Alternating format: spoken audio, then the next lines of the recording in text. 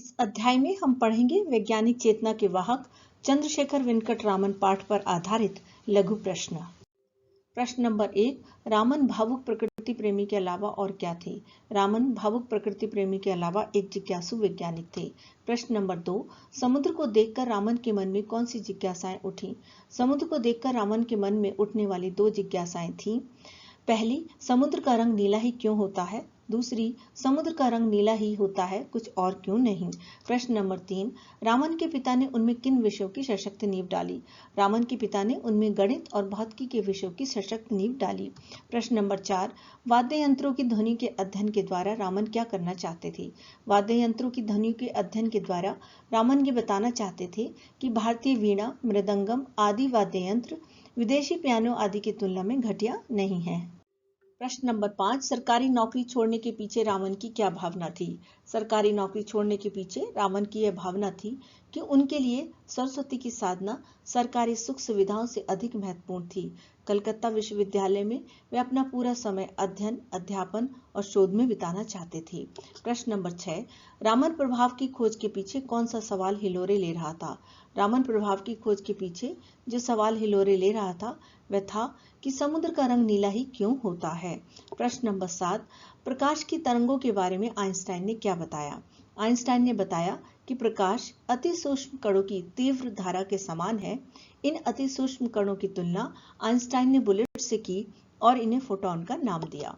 प्रश्न नंबर 8, रामन की खोज ने किन अध्ययनों को सहज बनाया? रामन की खोज ने अणुओं और परमाणुओं की आंतरिक संरचना के अध्ययन को सहज बना दिया। प्रश्न नंबर 9, कॉलेज के दिनों में रामन की दिली इच्छा क्या थी? कॉलेज के दिनों में रामन की दिली इच्छा नए नए वैज्ञानिक प्रयोग करने की थी। वे शोध और अनुसंधान को अपना जीवन समर्पित करना चाहते थे, परंतु उन दिनों शोध कार्य को पूरे समय के लिए करियर के रूप में अपनाने की कोई खास व्यवस्था नहीं थी। प्रश्न नंबर 10, रामन के लिए नौकरी संबंधी कौन सा निर्णय कठिन था?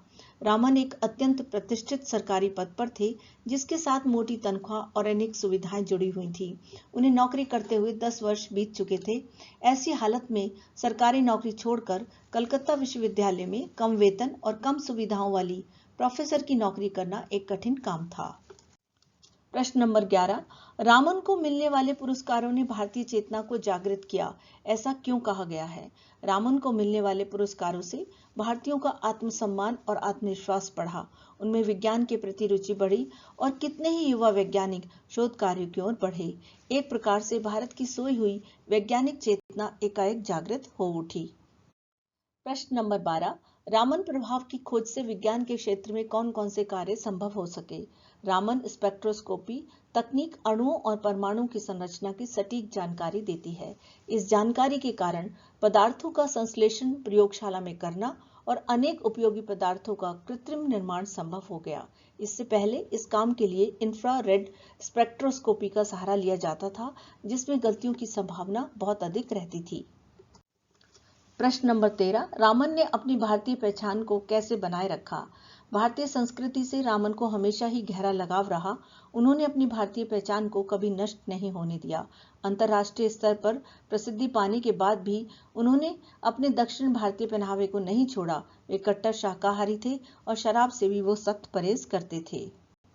यदि आपको ये वीडियो पसंद आई हो तो चैनल को सब्सक्राइब करें, लाइक करें, मित्रों के साथ शेयर करें और बेल आइकन को प्रेस करना ना भूलें ताकि आपको मेरी नई वीडियो की नोटिफिकेशन मिलती रहे। धन्यवाद।